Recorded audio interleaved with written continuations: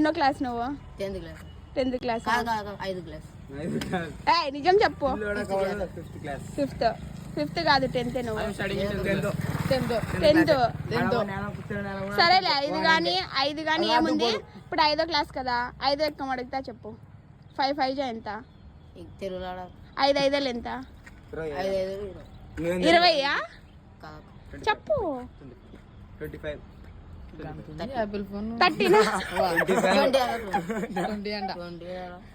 20 confirm గా 20 కదా. 20 5 5 20 25 కాదా? 25 20 30 కాదా?